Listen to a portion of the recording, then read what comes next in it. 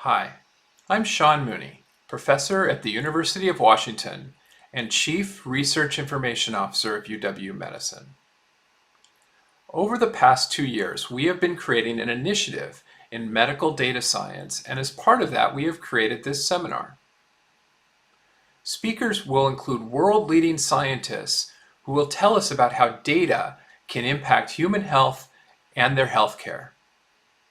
Please use the link below to register for our mailing list to hear about future events in this series.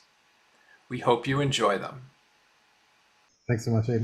Okay, my name is Gavi Colbert from the Department of Otolaryngology, Head and Neck Surgery, and it's really an honor to introduce Jonathan Liu, who's a professor of mechanical engineering, bioengineering, laboratory medicine, and pathology here at the University of Washington.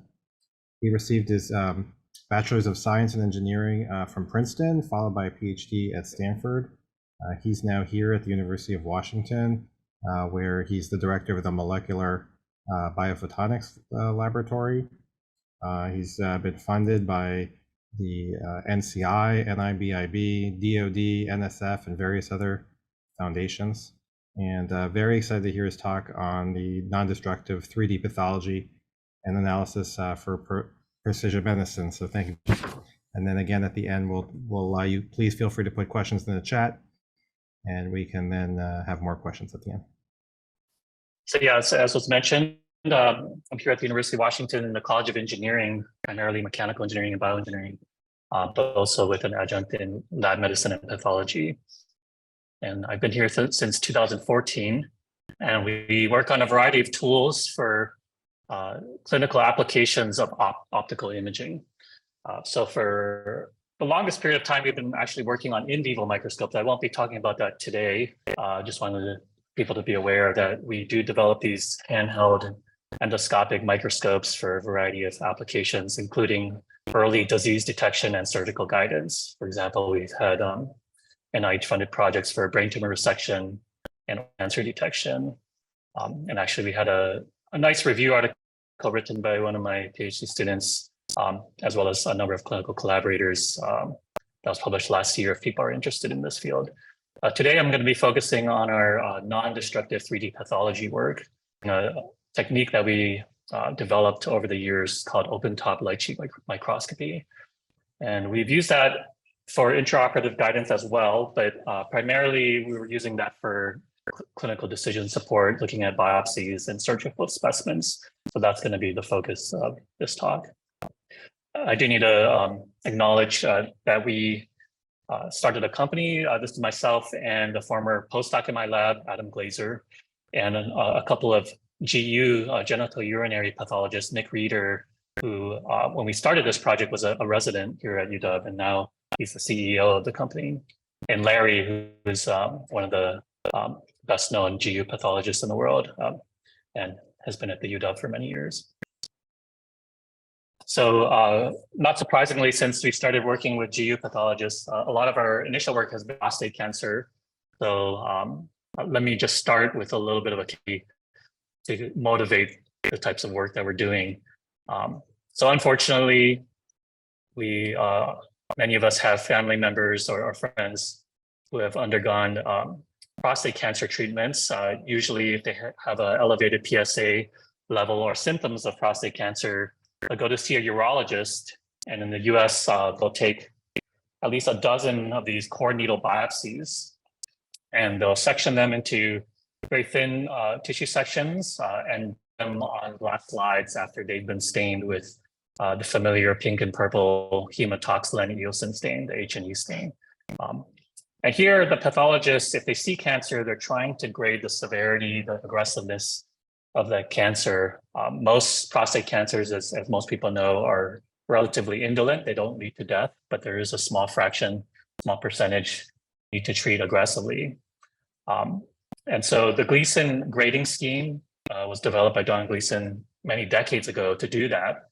And essentially what they're trying to do is to look at the morphology of the glands. This is entirely based on glandular morphology, where they've seen that there are different patterns that correlate with aggressiveness of the disease. And this is a pretty rough scale. In fact, they don't even use 1 and 2 anymore. they're just scoring these three patterns, 3, 4, and 5, where, for example, with pattern 4, you might start to see fusing of the glands, crowdedness, cribriform, fused glands. And in the case of pattern 5, some of the glandular architecture completely disappears, and it's very advanced at that point.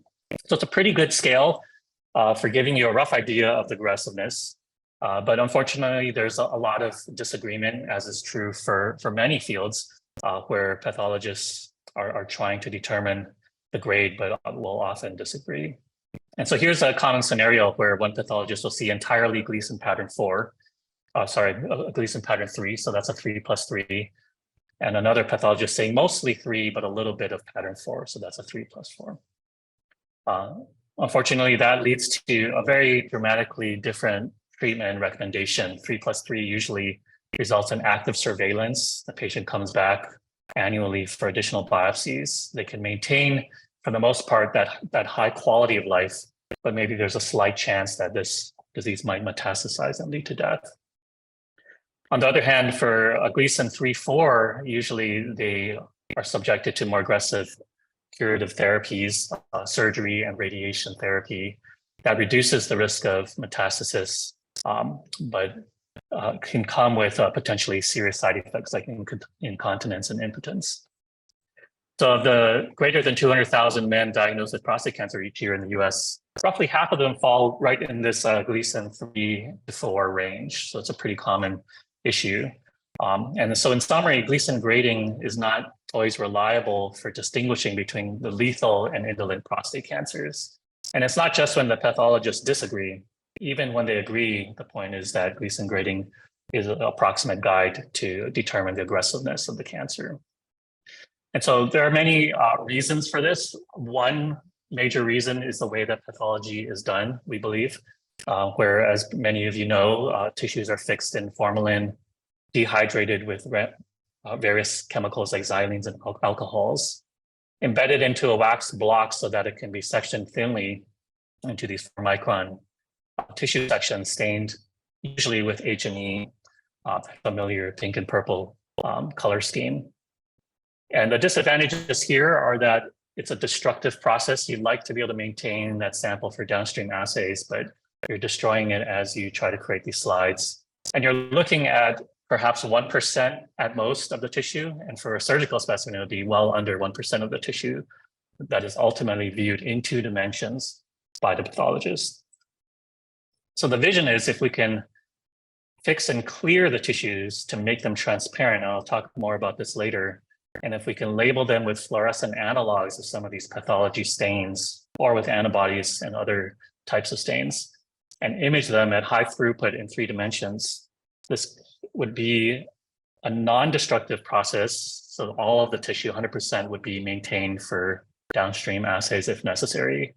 And it would be comprehensively imaging a biopsy in this example, providing all of that data in 3 dimensions for analysis. The question we often get from pathologists, especially, is what the value of 3D pathology would be. So pathologists right now live in a 2D world. They're looking at 2D sections, but they're trying to infer the structure, which is a 3-dimensional structure. For example, with prostate glands, as I mentioned, other examples would be kidney tubules or tumor vasculature, where the 3-dimensional architecture of these branching tree convoluted structures can be very prognostic. There are many examples of artifacts that can exist when you're trying to view these convoluted structures in 2 dimensions. For example, with poorly formed glands, that's a variant of Gleason pattern 4.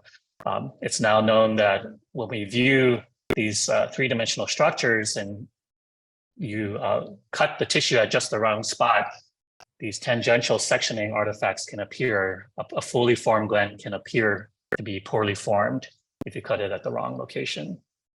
And so that's just one example. Other examples could be tumor buds that are actually part of the main tumor mass, but look isolated. So there are a lot of these 2-dimensional artifacts. Another example of where 3D would help would be trying to visualize and quantify complex distributions of cells. So the best example there would probably be the tumor immune microenvironment. So as we try to predict which patients will respond to certain immunotherapies, maybe it's 20% of the patients that will respond. We'd like to know which ones will, of course, so that we save them from the cost and the side effects of overtreatment. Studies have shown that there's a spatial element to this, that it's not just the genome or the transcriptome that matters, but the spatial architecture. For example, there are these hot tumors where the lymphocytes can get into the tumor and are embedded within the tumor.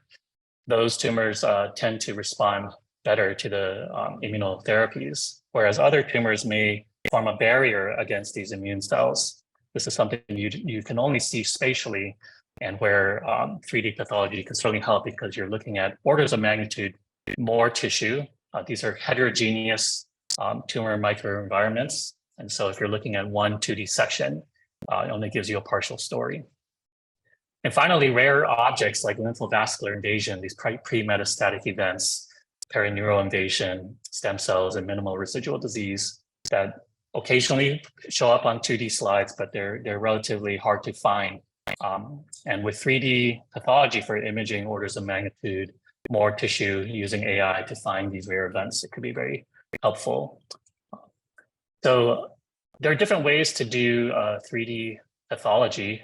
One would be through a destructive approach, and this has been commercialized in the past, having a robotic system to cut through the tissue block very rapidly.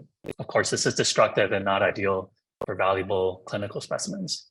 The workhorse technologies for the life sciences for many decades has been confocal and two-photon microscopy. And these work very well. They give you high resolution images in 3 dimensions, but they tend to be slow because at the core of how they work is they reconstruct the image point by point or line by line.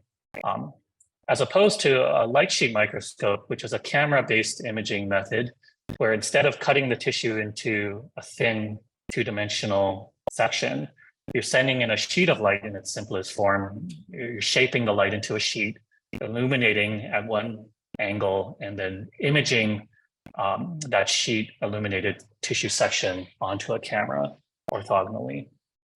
The caveat to this is that the tissue needs to be relatively transparent for this to work, unlike confocal and two-photon, which can work on fresh tissues in some cases. But if we can make the tissues transparent, this is a very fast, non-destructive way to image in 3 dimensions. The problem is that the early light sheet systems were designed for these model organisms, Drosophila embryos, where the sample prep was often very tedious and time-consuming. And they also constrained the sample quite a bit. You had these bulky objectives that had to be arranged orthogonally with respect to a cuvette or a sample holder, a capillary tube. And so that was not very conducive to high throughput imaging of multiple clinical specimens of different geometries. And so a few years back, we essentially built what we call a flatbed document scanner for tissues, something as simple to use as a document scanner, where all of the optics are underneath a glass plate, or it could be a modular multi-well plate or biopsy holder in some cases in our lab. But the simplest form is just a simple glass plate. The light sheet comes in, as you can see, at a 45-degree angle, and we image that orthogonally at another 45-degree angle out into the high-speed scientific CMOS camera. The challenge here, well, there's numerous challenges, but one of the biggest challenges optically is getting the light into the tissue at this high angle without being severely aberrated. And so there's a few tricks, and a lot of our patents have to do with how do we get the light through. For example, with our first generation system shown here, we had this hemisphere of glass that provided a normal interface for the light to travel from air into this higher index glass. And once the light is in the glass, then we rely on index matching, meaning that we have to match the index of refraction of the glass and a thin layer of oil in this case, and the same glass material on top of which the tissue sits. And ideally, the tissue should also be at the same index as everything else. This is a stage scan system. So we move the sample in order to collect a three-dimensional image over time. So the primary motion, the primary scanning direction would be in this horizontal X direction, we call it. As we move the tissue left to right in this case, we collect a series of these 45-degree angled light sheet images, and then we can reconstruct that computationally to create a brick of data, a volumetric brick of data. And then if we tile together adjacent bricks up and down, side to side, we can image very large specimens over time. So the advantages of the open top, again, are for that ease of use for a clinical environment, and the light sheet provides the speed. With the first generation system, with this solid hemisphere of glass, we couldn't lower the specimen to image deeper within the tissue. We're imaging from the bottom surface up. And so in our subsequent systems, we have this oil bath. Here's just an example of a cross section where you see there's a liquid bath, which allows the sample, which is sitting on a sample stage, to be lowered down so that we can image deeper, up to, in our latest system, up to 1 centimeter deep. Here's a video showing a tissue. This is a prostate specimen being scanned, creating those volumetric bricks as shown below. Every time we scan it in one direction, we collect a thin volume of data, a volumetric brick that, and then if we collect multiple adjacent bricks of data, we can reconstruct a large volume. And again, the sample index matching is important. As I mentioned, we need to make sure that the oil bath, the sample holder, and the tissue itself have a relatively similar index of refraction so that we avoid some of these optical aberrations. So we've published on 4 generations so far. I'm not going to go into all of the technical details. Here's just a summary of, I guess the main point of this graph is just to say that imaging times and data set sizes scale severely with resolution to the 3rd power in this case because of 3-dimensional microscopy. So we do need to be very judicious in the level of resolution that we want to choose. And so our latest 2 systems have been multi-resolution systems where we have either a turret of air objectives or multiple paths in our latest system, one for high resolution imaging, one for low resolution imaging. And this is similar to a conventional pathology microscope where you first want to image at low magnification, a large field of view, and then zoom in selectively to a few regions of interest at high resolution. In terms of imaging depth, as I mentioned, after our first generation system, we had an oil bath that allowed us to lower the specimen up to 1 centimeter deep with our latest system. Most of our clinical specimens, we don't image to much more than about 1 millimeter deep. That gives us the full prostate, for example, and it's actually a lot of data, on the order of terabytes of data for most specimens. But for preclinical specimens, for example, mouse brains, that would be an example where that centimeter working distance can be helpful. This is a little bit of a nuanced metric here. This maximum tolerable index mismatch is actually quite important for the ease of use of the system. So as I mentioned, we have to precisely match the indices of the sample holder to the sample oil, the immersion bath, and the tissue itself. As we improve the resolution and increase the resolution of each generation of our systems, that matching of the index became more and more stringent, where we had to make sure that the indices are very, very well matched. With our latest system, we've greatly relaxed that requirement, so it makes it a much more user-friendly system. And I'm not going to go into the details unless someone wants to ask later, but I do have these slides. I'm just going to show what the latest system looks like. There's 2 paths. There's a high resolution path as well as a low resolution path, all integrated into one. So let me just race through this and get to more of the computational side of this talk. Before I do that, let me just have one slide to talk about tissue clearing. As I mentioned, we have to make the tissues transparent. And this can be done for pretty much any tissue these days. There are literally hundreds of protocols out there for tissue clearing. Most of the time, we use a very simple technique that a lot of people like. It's based on this iDisco method, where we use this ethyl cinnamate oil for the clearing step. This is food grade, very safe, non-toxic cinnamon oil. And the basic principle is dehydration. So it turns out that water is the biggest culprit. It has an index that's very different from the proteins and lipids and other structures in the tissue. So the key for making tissues transparent is that you want to make the index of refraction very homogeneous in the tissue. For example, if you have a glass of oil, it's very clear because everything has the same index. But a glass of milk, for example, is not clear because there's lipid droplets within the water. And so every time the light goes through, it's bouncing off the lipid droplets. There's refraction and scattering at every interface between water and lipid. So with dehydration-based protocols, we remove the water with an ethanol dehydration step, and we replace the water with a high index oil that matches the proteins and lipids. Alternatively, you could keep things aqueous, which is good for certain fluorescent proteins and antibodies that want to stay in an aqueous environment. In this case, you could remove the lipids through detergents or do other tricks to match the index of refraction. So we occasionally will use other protocols like cubic is a popular one that works quite well, especially if you're dealing with these fluorescent proteins and antibodies that are quite sensitive.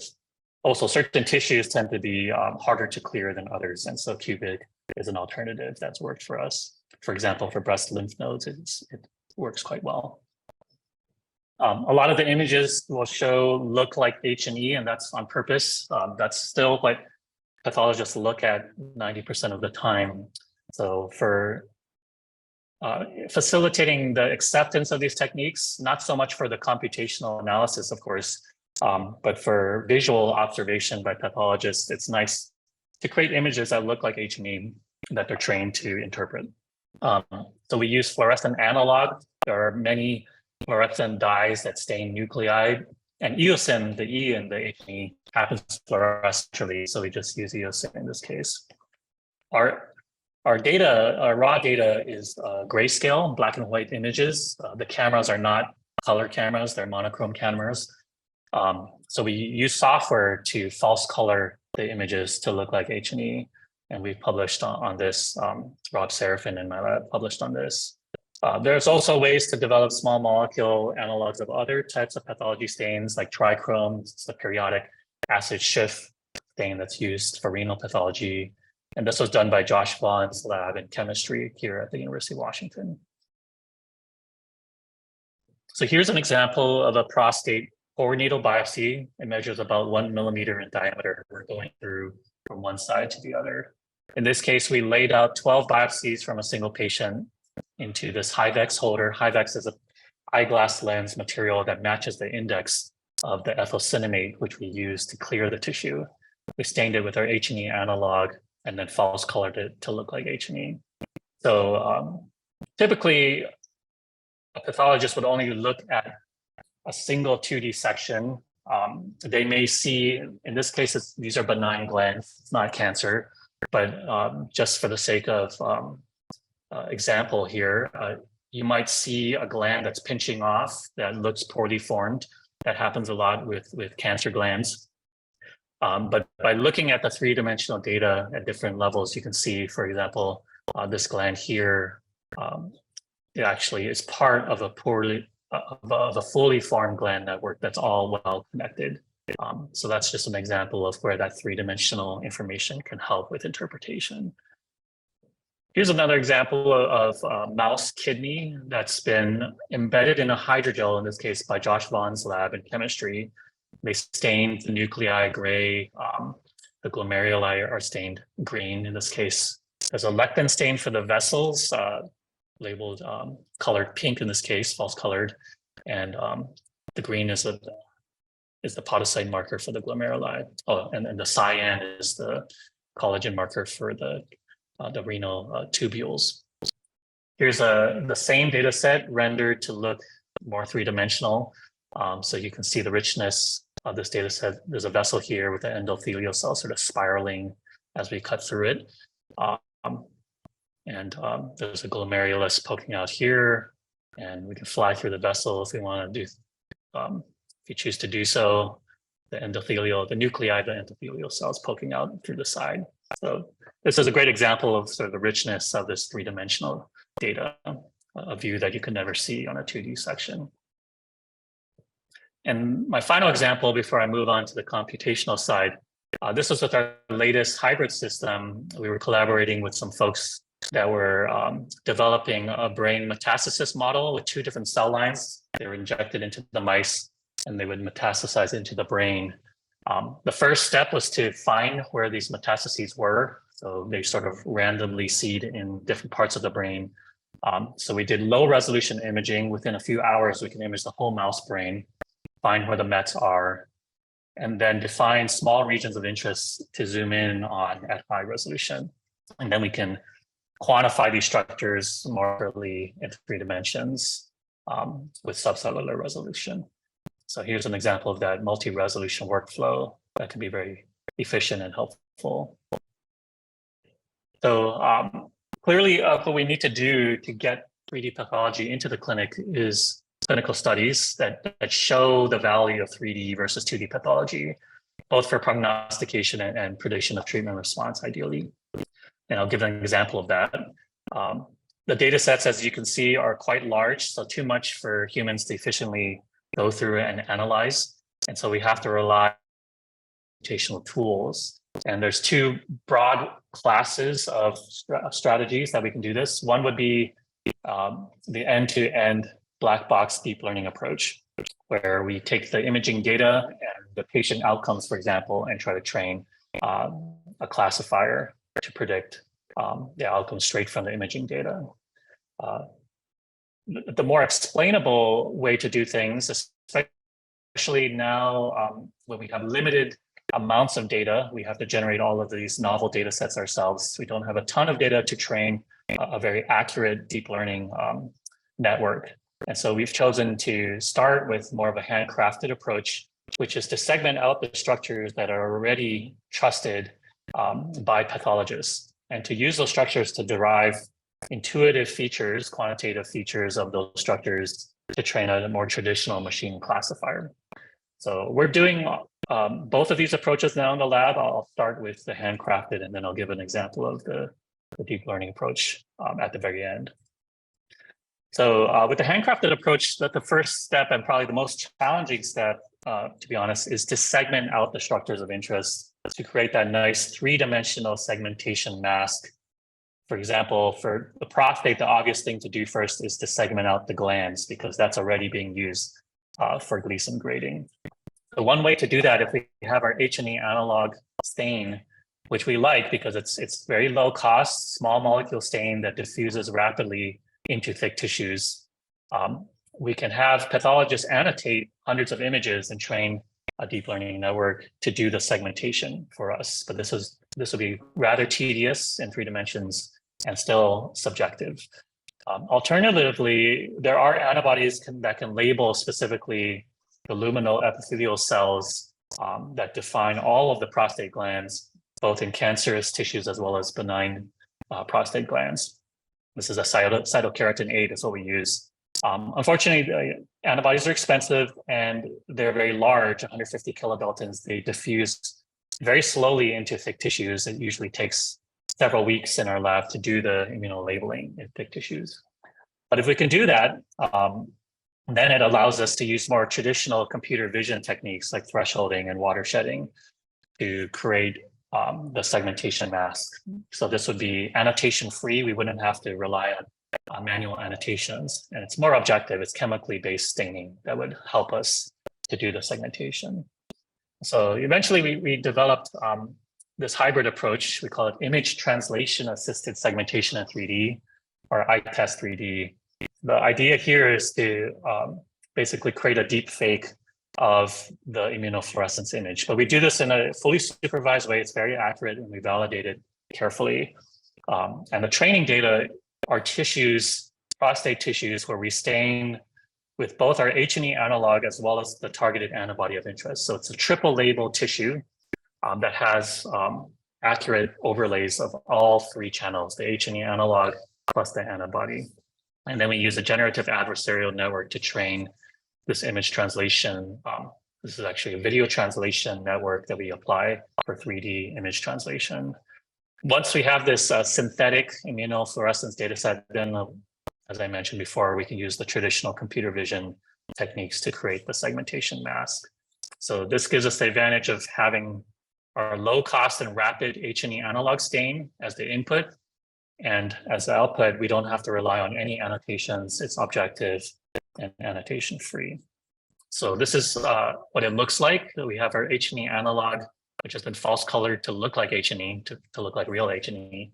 And then with the image translation, we can convert that to look like immunofluorescence for the cytokeratin biomarker that labels all the epithelial cells. And then from there, with some thresholding and other techniques, some smoothing and erosion dilation, we can get this segmentation mask where the red is the lumen of the glands, the yellow are the epithelial layers, and the gray is the surrounding stroma. So this is an example of benign glands where you have this mature branching tree network, wavy walls, a lot of hierarchy in terms of large versus small glands. And cancerous glands look more like an immature bush, is what I call it. Dense, smaller branches, crowded, sometimes fusing, sometimes merging together. And so it looks very different. The challenge, of course, is not distinguishing between cancer and benign, but distinguishing between the different aggressiveness levels, the different prognosis of these cancerous patients. So here's just a 3D rendering of a core needle biopsy, 1 millimeter in diameter, that's been imaged with our open tub light sheet. As you can see, there's a lot of things we can pull out from this. The red is the lumen space again, the yellow is the epithelial compartment. And at the end, we can also segment out what we call the skeleton network that kind of goes through the center of the different glands. So we did a preliminary clinical validation study with just 50 patients in this case. So we got these archived tissues. Half of these men had recurrence within 5 years of their surgery, and half of the men did not. So there's a 50-50 split between those with 5-year BCR, biochemical recurrence, and 25 patients without biochemical recurrence within 5 years.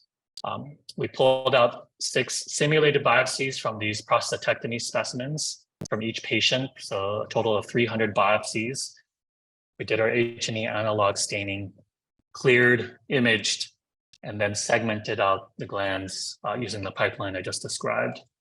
And then for this initial work, we wanted to compare the value of 3D features versus 2D features. So we showed a dozen 3D features, things like curvature, volume ratios, tortuosity of and branching, degree of branching of these glands. And then we compared it to analogous 2D features where we quantified those 2D features at 3 different levels to replicate the standard of care, where they're usually looking at 2D sections at 3 different levels within the prostate biopsy. And then we correlated these 3D and 2D features with the 5-year BCR outcomes. So here's just an example of 2 types of features we looked at. So the red are the 3D features, the blue are the 2D features. BCR stands for the patients that had biochemical recurrence within 5 years. Non-BCR are the lower risk patients that didn't have BCR within 5 years. So in this case, you can see both in 3D and 2D, the glands are more curved for the more aggressive cases, the BCR cases. And that makes sense. The cancer glands tend to be smaller and denser. The curvature increases. Gland to convex hull ratio correlates with the waviness of the glands. And here we see that the aggressive cancers have less wavy walls, which again agrees with our intuition, where the more mature, more benign looking glands have that wavy wall, whereas the cancer glands tend to be more immature and rounder.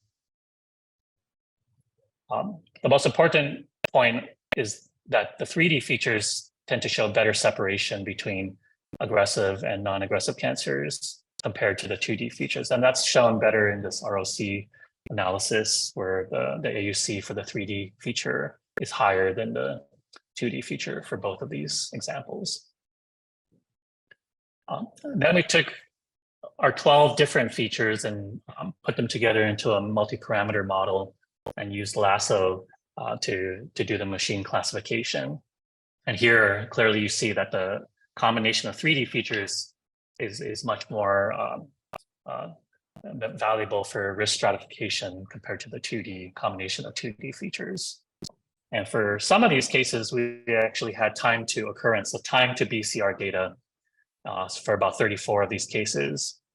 And so if we took our best 2D model, we found that we weren't able to get very good separation in terms of progression-free survival, BCR-free survival as a function of time. But with our best 3D model, you see very good separation with a hazard ratio of 11 between the high risk and low risk groups. So that was very promising for, albeit a very preliminary study with 50 cases. So let me just pause a little bit here. Clearly we're working on a very multidisciplinary set of technologies, from sample prep, and some things that we want to work out in the future are how to further automate the tissue clearing and labeling, how to improve the degree of multiplexing, including looking at nucleic acid targets, spatial transcriptomics, although that would be quite challenging. It's a lot of data, even in 2D sections. In 3D, I don't know if we're quite ready for that degree of multiplexing yet, but we're starting to get towards the point. On the imaging, we've gone through many generations of our systems. It's been commercialized, so it's working quite well. I'd say pretty mature now, but we still tailor devices for different applications, both preclinically and clinically. For example, looking at organoids or patient-derived xenografts, and then trying to integrate with genomics, whether it be sort of that spatial in situ imaging of transcripts, or doing something like a 3D microdissection would be another approach. But probably where the most opportunities I would say are on the data processing and analysis side. I should mention that these data sets are clearly large. For a single prostate biopsy measuring 1 millimeter, even with our moderate resolution devices, we're generating hundreds of gigabytes. And for each patient, that would be terabytes of data. And so cloud computing certainly needs to be a part of that story later. Right now, we aren't there yet, at least not within my lab.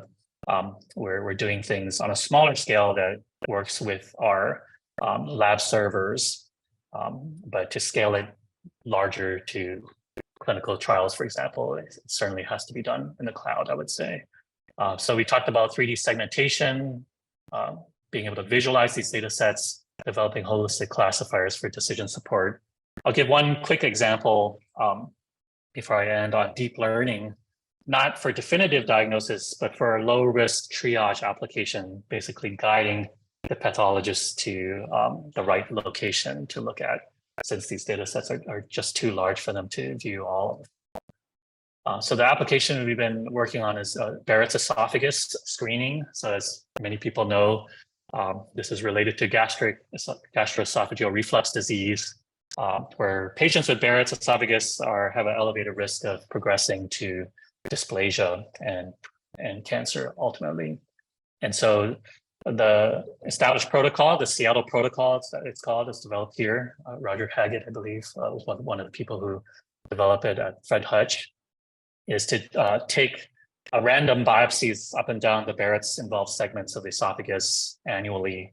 And right now, with conventional histology, they're looking at a fraction of the biopsy in 2 dimensions. This is destructive, and it's limited in the amount of the biopsy we can sample. So clearly, if we can image 100% of each biopsy, we may be able to spot more and have higher sensitivity for early detection of dysplasia and cancer. So again, these data sets are very large, so it's not something that we want humans to have to look through. And so the idea was to develop pipelines where we could extract out just the highest risk 2D levels for pathologists to interpret manually. And so what we first did was to train a resonant encoder to generate a 3D heat map of the probability that different regions have dysplasia or cancer. So we'll call that neoplasia, the neoplastic probability. But since pathologists cannot interpret 3D data sets, the next step was to extract out the 2D levels. So we trained another classifier, a random forest classifier, to find the highest risk 2D levels within that 3D data set.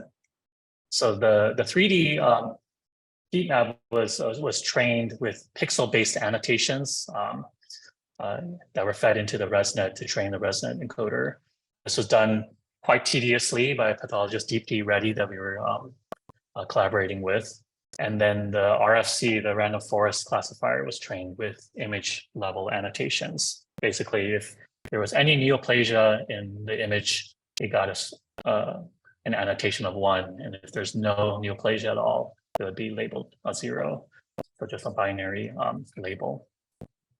So both of these classifiers have pretty good performance, especially for a triage method, about AUC of about 0.9. And then we did just a very preliminary study with 20 new biopsies from the clinical archives.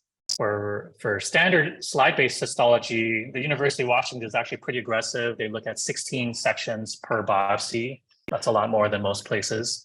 But that's a lot of work for the pathologists if you consider that they often are taking dozens or more biopsies per patient and then imaging, having to view 16 sections per biopsy.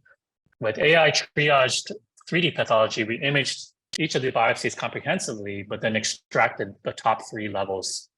So significantly less work for the pathologists. Of these 20 biopsies, we found 3 cases that were upgraded with our AI-assisted 3D pathology compared to the conventional workflow.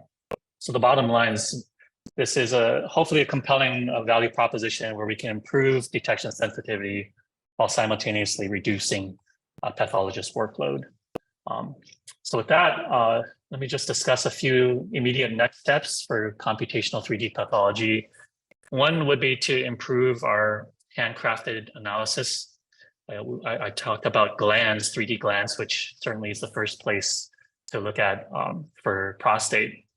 But we're now thinking about segmenting of vessels, lymphatics, and nerves for obvious reasons. These are the conduits for invasion of the tumor cells out, lymphovascular invasion and perineural invasion. And then collagen and immune cells like lymphocytes can also be prognostic. And so we'd like to create a very holistic, handcrafted classifier based on all of these different structures and perhaps even more in the future. In terms of deep learning, as I talked about with that triage method, it relied at one point on very detailed pixel level annotations by pathologists, which is kind of time consuming and a pain to acquire. And it can only be done for a very limited number of patients, which is not great for a strong model where you want it to be robust to a diverse patient population. So one potentially better way to do things is through weakly supervised learning with labels that are easier to come by, for example, clinical outcomes, information from the path reports, or just image level annotations instead of pixel level annotations. So we're working with Faisal Mahmood, one of the leaders in this at Brigham and Women's on this. And ultimately, something we haven't done yet, but what we like to do is to use deep learning not just as a black box, but to extract out explainable insights. That's what the pathologists ultimately want. And we can discuss this more later. There may be a difference between the customer. The oncologist may be fine with a black box, but the pathologists really want the insights. And so can we use deep learning and then pull out insights about the spatial structures and the spatial biomarkers that matter in 3 dimensions? So let me end with my final slide, just to give a big picture roadmap for clinical adoption, our vision for the clinical adoption of computational 3D pathology. So the first step, of course, is to generate the data. That's a challenge right now. It's to getting access to the tissues, clearing them. These methods, I should mention, are reversible and very gentle on the tissues. Basically, once the formalin fixation has been done, all the damage has been done in terms of nucleic acid integrity and all of that. we're using the same chemicals that are already used in the standard pathology workflow for FFPE tissues, xylenes, ethanols, and the food grade cinnamon oil. And then we can reverse that and put the tissues back into a wax block after we're done. And so it should be a very safe thing to do for clinical specimens, but we need to do more studies to prove that, of course, and to be able to generate the large amounts of data from many patients, whether it's through, in the future, an external reference lab or through in-house equipment in various pathology labs and clinics. In terms of interpretation of the data, there's different ways to go about it, from pure visual observation to the AI for triage that I mentioned, as well as the full computational. And this is in order of increasing risk. I think all of these need to be done, and there's value. There's probably applications where each of these can make sense. And so we're trying to do all of this in our lab. We have human observer studies, we have the AI triage, as well as the fully computational analysis. And the hopes, as I mentioned in the last slide, is that they would help each other. If we can do the deep learning and extract out explainable insights, that will certainly help us to train the pathologists on how to interpret the 3D data sets. And we certainly need AI triage because we can't have pathologists look at entire biopsy data sets. It's just too much information. But if we can triage out the most important regions and then train pathologists on how to interpret that, that could be a nice combination.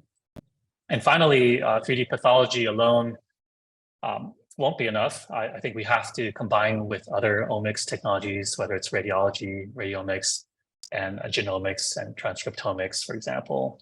And the point I'd like to make is that 3D pathology should really enhance the fusion of all these technologies. First of all, it's a non-destructive technique, so we should provide better material for the downstream molecular assays. We're also imaging orders of magnitude more tissue in 3D compared to 2D histology. And so the fusion of those data sets with radiology should also be better and easier. And so I think there's a number of opportunities to merge these different technologies together, ultimately to create holistic classifiers for clinical decision support. So with that, let me just acknowledge Adam was a very talented postdoc who built our first open-top systems, and Lindsay continued that work a little bit. Lindsay was the one who worked on the AI triage with the esophageal biopsies with some help from Gan Gao. And Weise was a former PhD student who worked on the prostate gland segmentation, the 3D prostate gland analysis project. We've been fortunate to work with a number of great pathologists here at UW, including Larry and Nick, Susie on breast pathology, Funda, and Deepti on the esophageal project. Been collaborating with Anant's lab at Emory. He used to be at Case Western, but he's certainly one of the leaders in the handcrafted pathomics and radiomics space. We're working with some prostate cancer researchers at Oxford, including Freddie Handy, who just had his paper on the PROTECT study that came out in New England Journal last week, looking at active surveillance versus prostatectomy versus radiation therapy for men with early to intermediate stage prostate cancer. And then with esophageal work, we've been working with Bill Grady at Fred Hutch, and then for more advanced prostate cancer, starting to work with Michael Hoffner. And at UPenn, Priti Lal has been providing us with more diverse prostate specimens. You know, Seattle hasn't always been the most diverse population, but at UPenn, we've been able to get a cohort of specimens, even mix of African-American versus Caucasian prostate specimens, so that we can start to look at population level differences. And then finally, with the weekly supervised learning, starting to work with Faisal at Brigham and Women's. And of course, the funding sources, mostly NIH, DOD, and various foundations. So thanks again for this opportunity to present, and happy to start the discussions.